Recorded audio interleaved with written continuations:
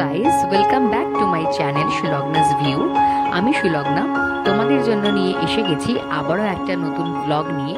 আর এই ব্লগটা কিন্তু আমার জন্য অত্যন্ত স্পেশাল। আর কেন স্পেশাল তোমরা সেটা একটু বাদেই জানতে পারবে। সো ব্লগটা দেখতে থাকো আর এনজয় করতে থাকো। সো এখন আমি যাচ্ছি হচ্ছে বাঁকুড়া। তো বাঁকুড়া যাওয়ার পথে প্রথমে আমি ব্রেকফাস্ট করে নিলাম, ব্রেকফাস্টে কচুরি খেলাম। দেন এখন আমরা আছি জয়পুর জঙ্গলে। বাঁকুড়া যাওয়ার পথে কিন্তু এই জঙ্গলটা পড়ে।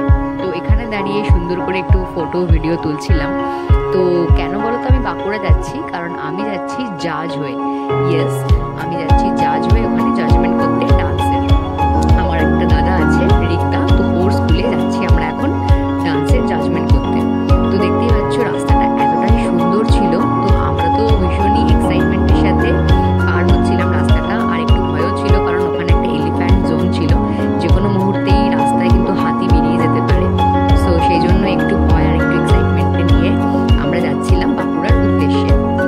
এই রাস্তাটা যখন ক্রস করছিলাম, তখন এই রাস্তাটা ক্রস করতে করতে আমরা অনেক মজা আড্ডা গল্প করছিলাম। তো তোমরাও এই ভিউটা এনজয় করো আর দেখতে থাকো যে জয়পুর ফরেস্টটা কতটা সুন্দর। মিনিমাম আমাদের বাড়ি থেকে আমরা বেরিয়েছিলাম ভোর 6টা নাগাদ। আমাদের বাড়ি হচ্ছে বেলুড়ে। তো দেখো আমরা পৌঁছে গেছি এখন আমাদের ডেস্টিনেশনে। তো এসে আমি একদম রেডি হয়ে বসে পড়েছি এক্সাম নেওয়ার জন্য। সামনে পেপার পেন্সিল সব কিছু এসে গেছে। দেখতেই পাচ্ছ এক্সাম কিন্তু স্টার্ট হয়ে গেছে। আর একটা কথা না বললেই নয়, ওখানকার গ্রামের ছেলেমেয়েরা কিন্তু ভীষণই ভালো এবং ভদ্র। প্রত্যেকে প্রচণ্ড রেসপেক্ট দিয়েছে। আর আমিও যতটা সম্ভব পেরেছি ওদের প্রত্যেককেই কোঅপারেট করার চেষ্টা করেছি, যতটা সম্ভব ওদেরকে ভালোভাবে সাহস জোগানোর চেষ্টা করেছি। আর এত সুন্দর জায়গাটা যে ওখানে গিয়ে আমার মনটা তো প্রচণ্ডই ভরে গেছিল। তো দেখতেই পাচ্ছ পরীক্ষা কিন্তু খুব ভালোভাবে চলছে। ওদের পরীক্ষা ছিল কত্থক ডান্স, তো থিওরিও ছিল আর প্র্যাকটিক্যাল তো হচ্ছে, তোমরা দেখতেই পাচ্ছ। 100 মার্কসের এক্সাম হয়, যারা জানো না তাদের জন্য বলছি। তো এই এক্স্যাক্ট লোকেশনটা একদম ছিল তোমার হচ্ছে বিষ্ণুপুর থেকে একটু এগিয়ে একটা গ্রাম আছে মান্ডি বলে। তো ওইখানে কিন্তু আমাদের এক্সামের লোকেশন ছিল।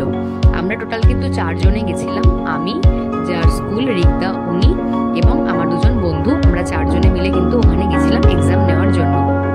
বড় বড় ছেলেমেয়েরা থেকে শুরু করে বাচ্চারা থেকে শুরু করে প্রত্যেকেই কিন্তু খুব ভালো এক্সাম দিয়েছে। আর যে জিনিসটা আমার ভালো লেগেছে যে ওরা কিন্তু প্রত্যেকেই ভীষণ রেসপেক্ট করতে জানে মানুষকে, নিজের টিচারকেও। এই যে দেখতেই পাচ্ছ রিক্তা, ইনি হচ্ছে টিচার। এনার স্কুলেই আমি এসেছিলাম আজকে বাঁকুড়া এক্সাম দিতে। আর এই হচ্ছে গৌরব, তোমরা অনেকেই চেনো একে, ঠিক আছে। তো আমি এখন বসে আছি এই গলায় যে সাদা রঙের দেখছো উত্তরীয়টা, এটা কিন্তু আমাকে বাঁকুড়ার এই রিক্তা স্কুলের স্টুডেন্টসরা সম্মান দিয়েছে। সো আমি ভীষণই প্রাউড ফিল করেছি সম্মানটা পেয়ে। তো এখন আমরা চলে এসেছি হোটেল মোনালিসাতে। এখানে আমরা পুরো বাঙালি খাবার টেস্ট করতে এসেছিলাম। রিক্তাই রেকমেন্ড করেছিল যে ভীষণ ভালো খাবার, সত্যি ভীষণই ভালো কিন্তু খাওয়া দাওয়া করলাম। তো তারপরে আমরা বেরিয়ে একটু সাইট সিন ঘুরছিলাম, কারণ বাঁকুড়াতে আমি ফার্স্ট টাইম গেছিলাম। সো ভাবলাম একটু ঘুরেও নিই, কারণ পরীক্ষা আমাদের দুপুর 2টোর মধ্যে শেষ হয়ে গেছিলো। সো লাঞ্চ করে আমরা বেরিয়ে পড়েছিলাম একটু সাইট সিনের ঘোরার উদ্দেশ্যে। সো এটা দেখতে পাচ্ছ একটা বিশাল বড় কামান, এটা কিন্তু মানে অরিজিনাল সত্যিকারের। সো এখানে কিন্তু অনেক সাইট সিন আছে, যেমন আমরা ঘুরে ঘুরে সব দেখছিলাম। আর যেটা বিখ্যাত এখানকার সেটা হচ্ছে মাটির জিনিস, মানে মাটির তৈরি হার, কানের অনেক জিনিস, অ্যাক্সেসরিজ তোমরা কিন্তু কিনতে পারবে। আর এই লোকেশনটা ভীষণই ভালো ছিল। ভাবছিলাম একটা ডান্সের ভিডিও করব, বাট ওখানে ভিডিও করা অ্যালাউ ছিল না। আর এত গরম ছিল যে আমরা একটু লেবুর শরবত খাচ্ছিলাম।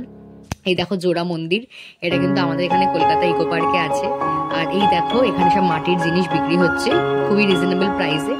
এবার আমরা চলে গেছিলাম কামারপুকুর জয়রাম বাটিতে। এখান থেকে এখানেও মাটির জিনিস পাওয়া যায়। একটা চুড়ি আর হার কিনেছিলাম। ভেতরে কিন্তু ফটোগ্রাফি ভিডিওগ্রাফি অ্যালাউ ছিল না, তাই বাইরে থেকে যতটা পেরেছি আমি দেখানোর চেষ্টা করেছি। এটা হচ্ছে রামকৃষ্ণদেবের পাঠশালা। কামারপুকুর হচ্ছে রামকৃষ্ণদেবের জন্মস্থান।